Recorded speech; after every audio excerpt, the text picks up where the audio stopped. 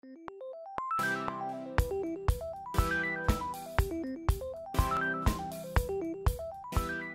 est midi 2, nous allons commencer ce webinaire, qui est le 14e, sur les plans d'épargne retraite et notamment les bonnes stratégies pour que les versements que vous faites cette année ou en fin d'année vous permettent de pouvoir procéder à une réduction d'impôt. Donc le premier point va être une révision. Je vais laisser Thierry-Luc Mallet commenter cette première diapositive, puisqu'en fait, pour être tout à fait honnête avec lui, c'est lui qui l'a construite à l'époque. Voilà Thierry, à toi la présentation rapide de cette première diapositive. Merci Louis et bonjour à tous encore une fois. Alors, cet affichage, ces blocs vous parlent d'un terme générique évidemment, hein, ce ne sont pas les noms des contrats, c'est bien le terme générique proposé par le législateur dans le cadre de la loi Pacte. La loi Pacte avait a eu plusieurs items, puisque ça consistait notamment à réformer les adhésions, enfin les créations d'entreprises et les gestions d'entreprises. Et au sein de cette loi Pacte du 22 mai 2019, il y avait aussi un volet sur la réforme de l'épargne retraite, l'article 71 qui définit la réforme de l'épargne retraite de façon beaucoup plus simple qu'avant. En fait, en résumé, on a marié un certain nombre de dispositifs qui existaient déjà à l'intérieur de même bloc pour une famille générique, encore une fois, qui s'appelle plan épargne retraite. Au sein de ce plan épargne retraite, il y a deux types de souscriptions, soit une souscription issue de l'entreprise, soit une souscription issue de l'individu. Si c'est une souscription issue de l'entreprise, eh bien, on a remonté l'ancien article 83 au sein du PERO, plan d'épargne retraite obligatoire, et on a remonté l'ancien PERCO, le plan d'épargne retraite collectif, au sein du PERCOL. À côté du PERCOL, je précise bien que le dispositif épargne salariale existe toujours, mais il ne fait pas partie de cette cartographie du PER. Et puis, côté souscription individuelle, on a remonté à l'intérieur du PER individuel, plus communément appelé PERIN, l'ancien PERP, l'ancien Madelin agricole et les dispositifs préfonds, Corem et CRH. Je rajouterai, c'est pas affiché sur cette infographie, je rajouterai assurance vie, parce que dans le PERIN, en fait, on a aussi un volet assurance vie. Donc, pour se situer dans l'espace, cette réforme de l'épargne retraite, qu'a proposé le législateur avec les décrets qui sont rentrés en vigueur à l'été 2019, a vocation à simplifier, harmoniser et connecter entre eux les différents dispositifs d'épargne retraite. Bon, dans un but logique que vous connaissez, que vous imaginez, puisqu'il s'agit d'inciter les gens à augmenter leur retraite par capitalisation, puisque la retraite par répartition qui fait l'objet d'une potentielle réforme, qui sera réformée, n'est pas suffisante pour les raisons démographiques que vous connaissez. On est de plus en plus donc Thierry, pour en revenir à ce sujet-là, puisqu'on essaiera de tenir tout ça en une demi-heure, puis passer aux questions, on va parler aujourd'hui d'un compartiment qui permet de déduire ou non son versement. On va plutôt parler du compartiment qui permet de déduire, qui est le compartiment 1. Donc, ce qui veut dire ce compartiment, si vous avez suivi les précédents épisodes, c'est celui qui permet de sortir soit en capital, soit en rente, en version du compartiment 1. Et s'il est déductible, on va appeler le 1A. S'il n'est pas déductible, on l'appellera le 1B. Et petite attention, il faut vérifier que ce compartiment, on l'a dans le PER classique, on l'a dans le PERCOL et on l'a dans le PER obligatoire, ce compartiment-là, c'est-à-dire que vous ayez un contrat ouvert par l'entreprise ou un contrat individuel, vous retrouvez ce compartiment, quels que soient les contrats. Je reviens donc sur le PERIN de manière extrêmement générale. Il est ouvert à tous, salariés, indépendants, fonctionnaires, y compris inactifs. Hein. Il faut savoir que toutes les compagnies ne le proposent pas, mais un inactif peut aujourd'hui souscrire un PER1, y compris un retraité. Ensuite, le versement indéductible du revenu imposable, si on en fait le choix, hein, bien sûr, on peut aussi choisir de ne pas le déduire. Je m'explique, on peut décider une année où on est moins ou peu imposable de ne pas déduire son versement et, à contrario, une année où on est plus fortement imposable, décider de le déduire ou non. On peut l'alimenter par des versements réguliers ou non, des transferts, et on peut faire une sortie en rente ou en capital à partir de 62 ans, ou alors il y a des cas de figure particuliers qui amènent à pouvoir faire une sortie là aussi avancée. En termes de fiscalité, en vert, vous allez retrouver la partie je ne déduis pas, je suis imposé d'une certaine manière. Je déduis, je suis imposé d'une autre manière. Thierry, je te passe la main rapidement sur un commentaire sur la Oui, diapositive. je vais faire vite, c'est promis, Louis. Je précise, oui, que dans les cas de sortie anticipée que tu évoquais juste avant, il y a le cas de l'achat de la résidence principale. On soit primo-accédant ou pas, c'est une grande nouveauté dans le dispositif. Alors, sur le plan fiscal, en fait, il faut retenir schématiquement une règle assez simple. Quand j'ai un avantage fiscal à l'entrée, au moment où j'alimente mon contrat, soit par des versements, soit par des transferts, j'ai aussi un coût fiscal à la sortie. Voilà, donc il faut retenir ce principe-là, puisque la grande nouveauté de l'épargne retraite née par la loi Pacte, c'est la capacité de sortir les anciens Madelin ou les anciens pères en capital, ce qu'on ne pouvait pas faire précédemment. Donc, si effectivement, lorsque je verse sur mon contrat, par exemple terrain, donc le compartiment contrat individuel, et que je choisis des versements non déductibles, à la sortie, quand je sortirai en capital, sur la partie capital, je n'aurai pas de fiscalité. J'aurai simplement une fiscalité qui existe déjà sur les contrats d'assurance vie, qui s'appelle le prélèvement forfaitaire unique, hein, ou la flat tax. J'aurai une fiscalité uniquement sur la plus-value. Bien évidemment, le capital restera exonéré. Donc, j'ai pas de gain fiscal à l'entrée, j'ai pas de coût fiscal à la sortie dans le schéma où j'opte pour le compartiment 1B, c'est-à-dire versement non déductible. A contrario, si je décide de bénéficier d'une réduction d'impôt et donc de déduire de mes revenus mes versements, lorsque je sortirai, j'aurai deux choix, comme vient de l'évoquer Louis. Soit je sortirai en capital, soit je sortirai en rente. Si je sors en rente, ce sont des dispositifs qui existaient déjà précédemment, ils n'ont pas changé.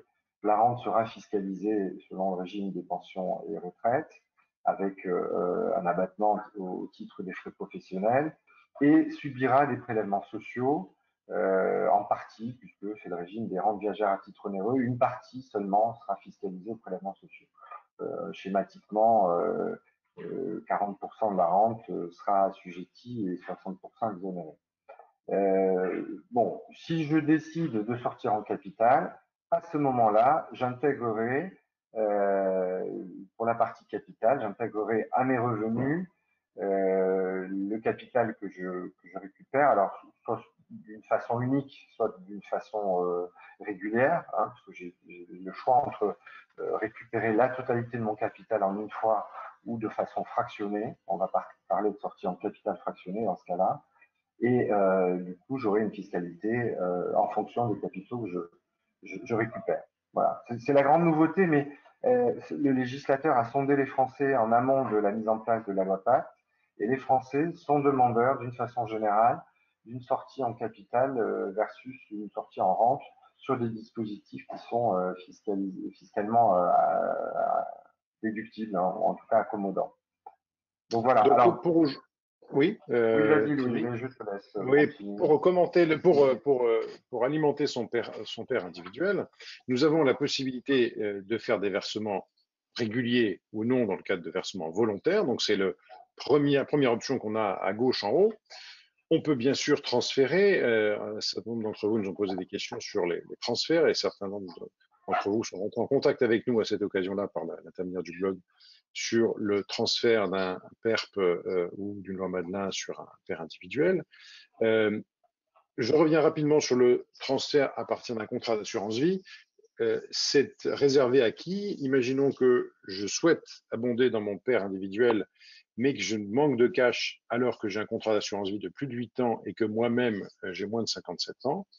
je peux profiter de deux avantages fiscaux. D'un côté, sortir en exonération de plus-value de ce contrat, puisque j'ai un doublement des abattements, je peux sortir à 9 200 exonérés, 9 200 euros d'intérêt exonéré pour une personne seule et 18 400 pour un ménage, et verser sur le périn. Est-ce que j'ai un intérêt à verser sur le périn quelque chose sur le contrat d'assurance vie? On y a répondu lors de notre premier webinaire sur le PER.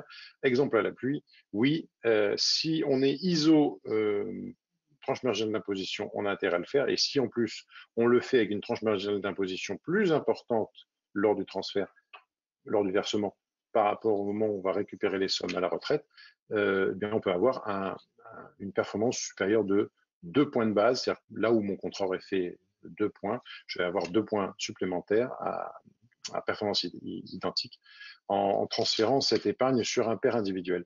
Et puis enfin, il faut retenir que si j'ai fait des versements volontaires sur un article 83, c'est en haut à droite, eh bien, il faut savoir que si je peux là aussi transférer cette partie sur un pair individuel et j'aurai sur mes versements personnels une sortie en capital, sur les versements de l'employeur par contre, il y aura une sortie en rente pour ceux qui n'ont pas pris la précaution de verser leur article 83 sur un PERP, mais je sais que plusieurs d'entre vous nous ont écoutés et l'ont fait à l'époque.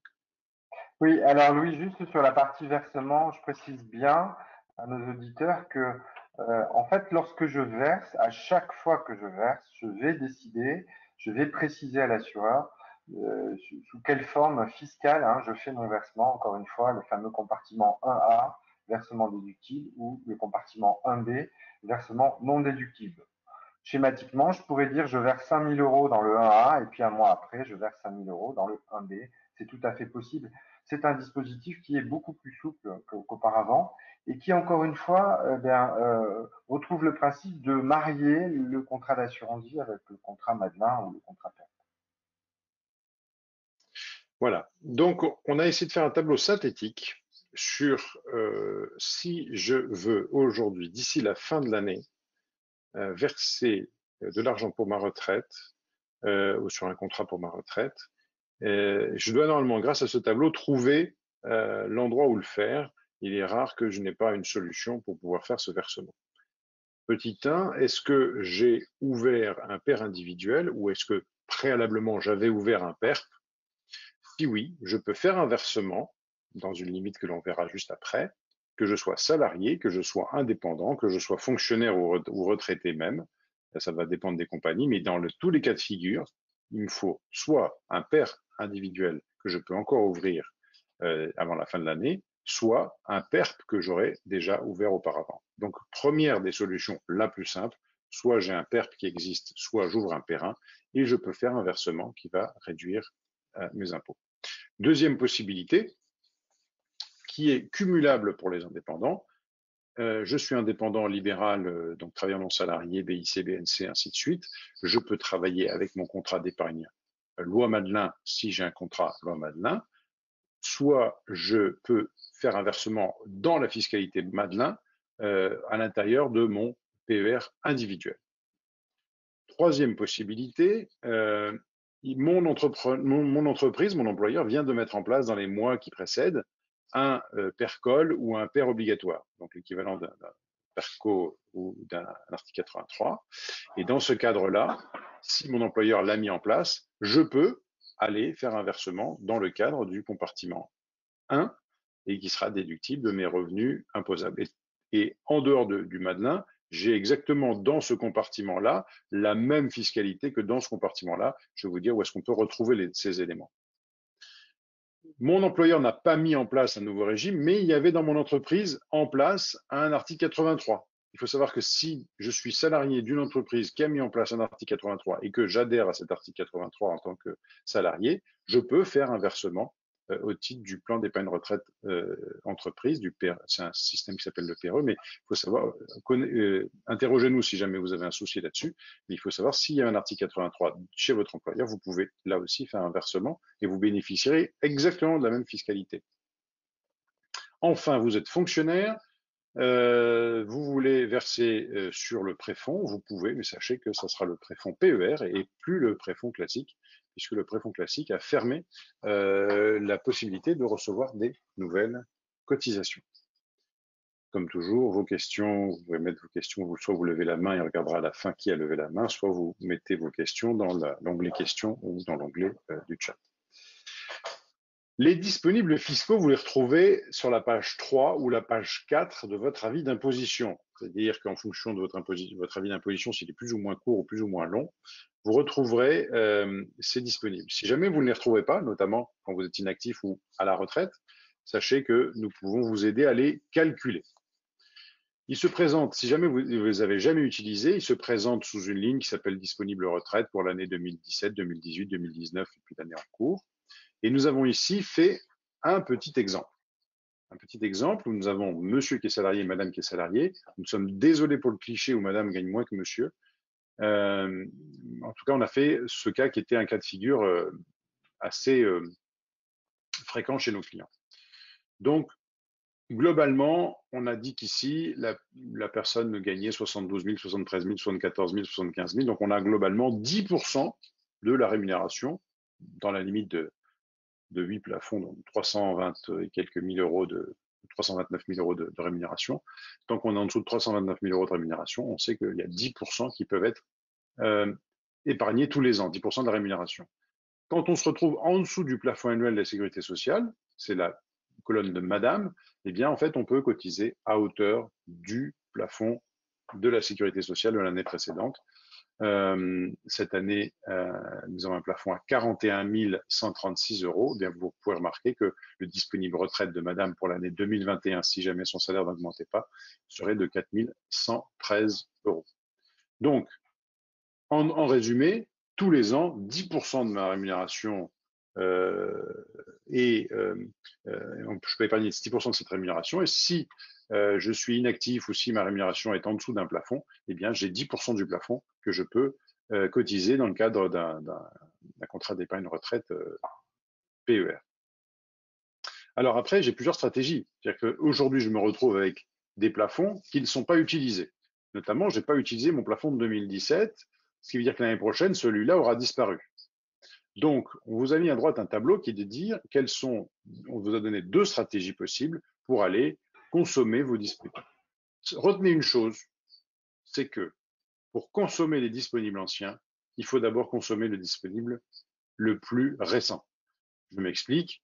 Si vous voulez consommer le disponible de 2017, il faut consommer le disponible de 2020. Une fois que j'ai fait celui de 2020, comment ça s'impute? Imaginons que je fasse un versement de 20 000 euros. Eh bien, d'abord, mon 2020, mon disponible de 2020, puis 2017, puis 2018, puis 2019. C'est comme ça que ça va s'imputer. Le plus récent d'abord, et une fois que j'ai consommé le plus récent, ça va être le plus ancien, et ainsi de suite. Donc, on vous a mis à droite 2 stratégies, qui est une stratégie en disant, je consomme tout mon passif en une fois. Ça peut répondre à un objectif. Nous avons des clients cette année qui ont eu une prime exceptionnelle. Donc, ça leur a permis de minorer leur prime exceptionnelle. Ça permet aussi parfois de minorer la base de rémunération quand on a des plus-values à intégrer. Vous savez, on va intégrer des plus-values avec le quotient. Et si on va utiliser le quotient dans sa déclaration d'impôt, c'est très important de partir sur la base imposable la plus basse possible. Eh bien, utiliser l'ensemble de ces disponibles, c'est baisser la base pour une utilisation efficace du quotient. Donc, soit j'utilise mon passif en une année, et puis les années suivantes, donc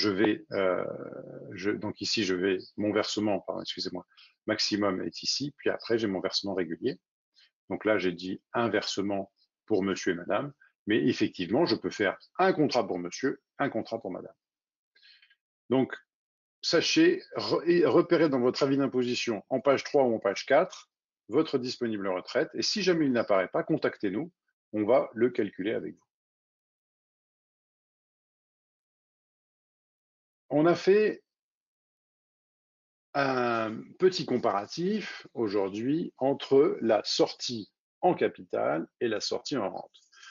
Parce que très souvent, on nous pose la question de dire, bon, écoutez, c'est très bien, cette sortie en capital, c'est le souhait de sortie de tout le monde, mais globalement, si d'un côté, mon contrat retraite m'accordait un revenu régulier avec une rente, un taux de rente garanti par l'assureur à l'origine, hein, ce pour quoi on avait choisi pendant de nombreuses années les contrats Aviva, c'est parce que il permettait d'avoir un revenu sûr et un revenu fixe au terme, puisque le taux de rente était garanti à l'origine. Donc nous avons été réticents, nous, au départ, sur toutes les stratégies de transfert sur le PER, tant qu'on n'avait pas fait une comparaison pour chaque client, notamment plus le contrat est ancien, plus il fallait faire une comparaison précise entre une sortie en rente, qui est dans le tableau à gauche, hein, donc en bleu, et puis une sortie en rachat régulier, qui est à droite. Pour bien comprendre l'environnement dans lequel on fait ce comparatif, on va partir par le tableau de gauche. C'est-à-dire qu'on a une tranche marginale d'imposition à 30%, une revalorisation de la rente à 1%, et encore, on sait qu'il y aura beaucoup de rentes qui ne seront pas revalorisées à 1%. Puis, on a une revalorisation du plan d'épargne retraite à 2%, c'est-à-dire que les sommes à l'intérieur du plan d'épargne retraite vont faire un rendement de 2%. Vous voyez, on n'a pas été très ambitieux sur une performance long terme avec 2%.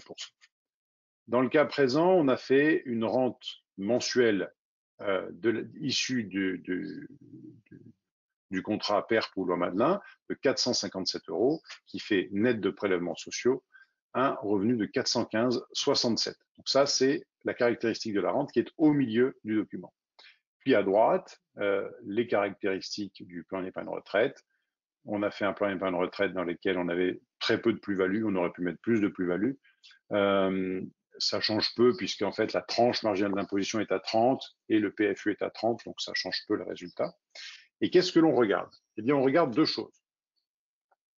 On regarde aujourd'hui les mêmes revenus, c'est-à-dire on souhaite un revenu net qui soit identique. C'est-à-dire que dans mon tableau bleu, je regarde la rente nette, hein, avec mon revenu net, et dans mon tableau beige, je regarde le revenu voulu. C'est-à-dire que regarder les deux cases pour repérer les deux colonnes qui se ressemblent, c'est la colonne rente nette ici, dans le bleu, et le revenu net dans le beige. Voilà, ces deux colonnes sont les colonnes identiques qui nous permettent de faire un comparatif entre les deux systèmes. Donc, dans la poche, que ce soit à gauche en rente ou à droite en rachat, je me retrouve avec le même revenu.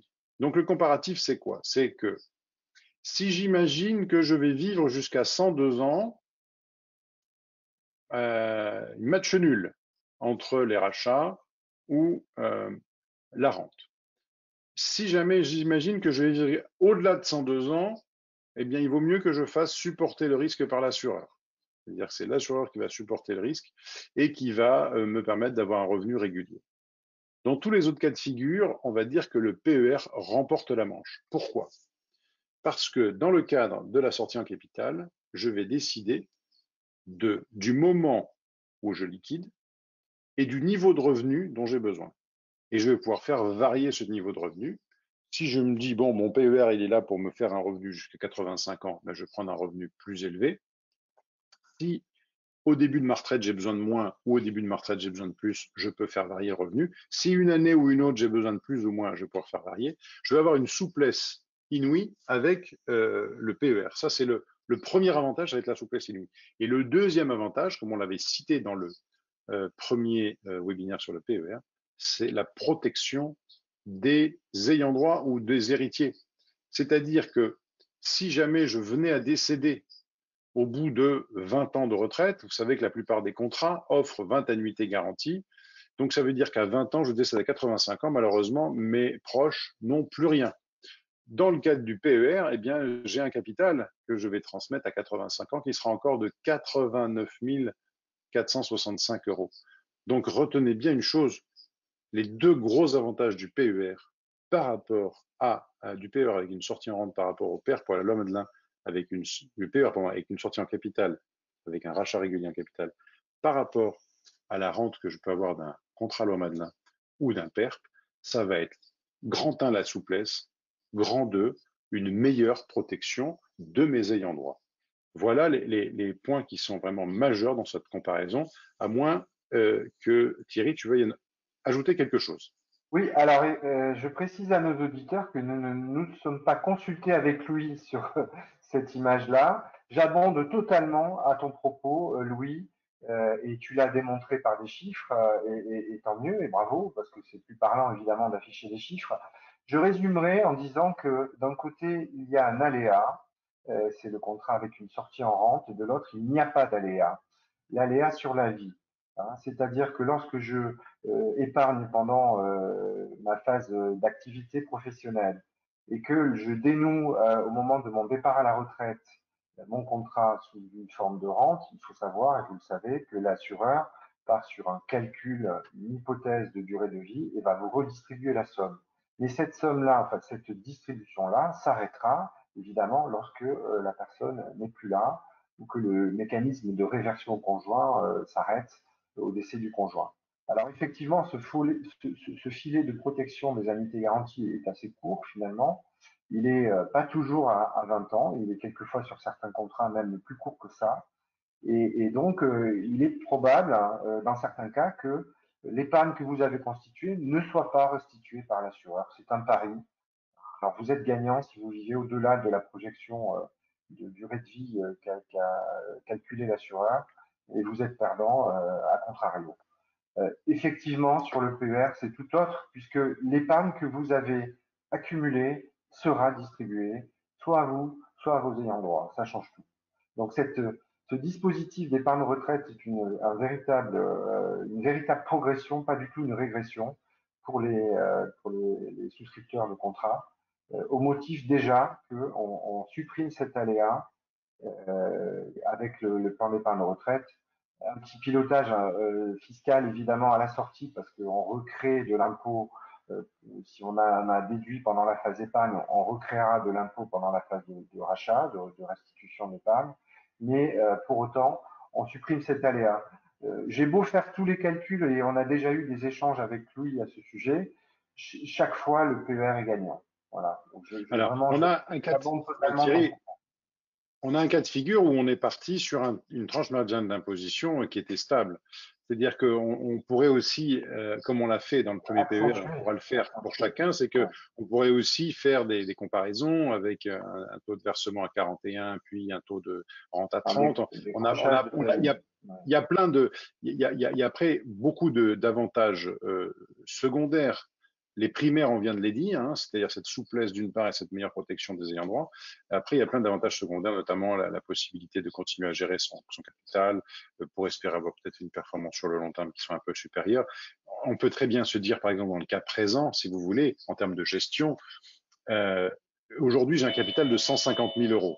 Je peux déterminer, excusez-moi, je peux déterminer sur ce capital de 150 000 euros que à terme, je vais consommer sur peut-être les 20 premières années une somme donnée. Sur les 20 premières années, je dis, ben, celle-là, elle sera uniquement en fonds euros. C'est pas très grave.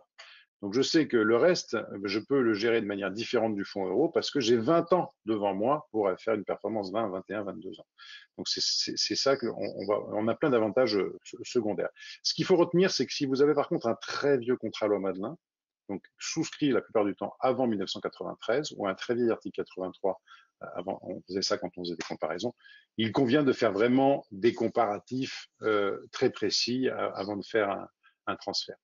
Bah, je reviens sur ce que l'on vient de dire pour aller directement à la slide suivante. C'est un petit clin d'œil pour des gens qui sont libéraux, praticiens hospitaliers libéraux ou praticiens hospitaliers et praticiens universitaires.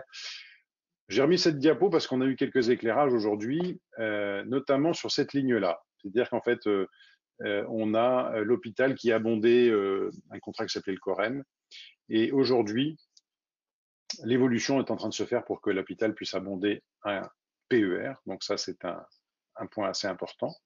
Et puis d'autre part, on est en capacité de faire des calculs actuariels de performance entre un contrat Corem et un PER, et aussi entre l'intérêt qu'il y aurait de transférer son contrat Corem ou préfond vers un PER. Voilà.